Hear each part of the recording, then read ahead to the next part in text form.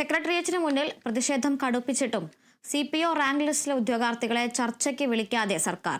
Rank ലിസ്റ്റിന്റെ കാലാവധി പൂർത്തിയാകാൻ ഇനി വെറും 9 ദിവസങ്ങൾ മാത്രമാണ് ശേഷിക്കുന്നത്.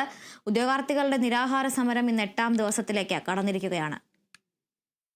ഈ മാസം 19-ന് അവസാനിക്കുന്ന വനിതാ CPO റാങ്ക് ലിസ്റ്റിന്റെ കാലാവധി നീട്ടുക, നിയമനം വേഗത്തിലാക്കുക എന്നീ ആവശ്യങ്ങൾ ഉന്നയിച്ചാണ് ഉദ്യോഗാർത്ഥികളുടെ സമരം. രാപ്പകൽ സമരം 13 ദിവസം പിന്നിട്ടപ്പോൾ നിരാഹാര സമരം 8ാം ദിവസത്തിൽ എത്തി നിൽക്കുകയാണ്. ഇതുവരെയും സർക്കാർ ഉദ്യോഗാർത്ഥികളെ ചർച്ചയ്ക്ക് വിളിച്ചിട്ടില്ല.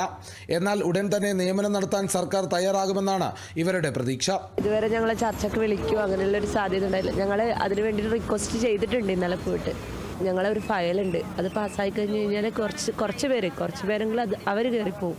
അത് വലിയൊരു ഉപകാരമായിരുന്നു. അത്രയും വീടുകൾ രക്ഷപ്പെട്ടു. ഞങ്ങളെല്ലാവരും ഇതിനു വേണ്ടിയിട്ട് കഷ്ടപ്പെട്ട് ഇവിടെ നിൽക്കുക. ഇന്ന് എന്തെങ്കിലും ഒരു നല്ലൊരു വാർത്ത ഉണ്ടാവണം എന്നാണ് നമ്മളെല്ലാവരും ആഗ്രഹിക്കുന്നത്. അതിനു വേണ്ടിയിട്ടാണ് ഞങ്ങൾ ഇവിടെ തെരുവിൽ കിടക്കുന്നത്. ഒത്തിരി സങ്കടമുണ്ട് ഞങ്ങളിവിടെ വന്നിട്ട് കിടക്കുമ്പോൾ. ഉദ്യോഗാർത്ഥികൾ തൊഴിൽ മന്ത്രിയെ കണ്ട് കാര്യം ബോധിപ്പിക്കാൻ ഒരുങ്ങുകയാണ്. റാങ്ക് ലിസ്റ്റിന്റെ കാലാവധി നീട്ടി നിയമനം നടത്തണമെന്ന് ആവശ്യപ്പെടും. സമരം ആരംഭിച്ച് ഇത്ര നാളായിട്ടും പ്രതിപക്ഷ സംഘടനകൾ പോലും പിന്തുണ നൽകിയിട്ടില്ലെന്നും ഉദ്യോഗാർത്ഥികൾ. അതെ, നമുക്ക് ഭരണപക്ഷത്തിൻ്റെ ഭാഗത്തു നിന്നും പ്രതിപക്ഷത്തിൻ്റെ ഭാഗത്തു നിന്നൊന്നും ആരും സപ്പോർട്ടില്ല. ഞങ്ങളായിട്ട് തന്നെ നിൽക്കുകയാണ്. ഞങ്ങൾ മാത്രമേ ഉള്ളൂ. 964 പേർ ഉൾപ്പെട്ട റാങ്ക് ലിസ്റ്റിൽ നിന്ന് 30% താഴെ പേരെ മാത്രമാണ് നിയമിച്ചത്. പകുതി പേരെയെങ്കിലും നിയമിക്കണമെന്നാണ് പ്രതിഷേധക്കാരുടെ ആവശ്യം. സമരത്തിന്റെ ഭാഗമായി ഉദ്യോഗാർത്ഥികൾ ഇന്ന് ഉപവാസമിരിക്കും.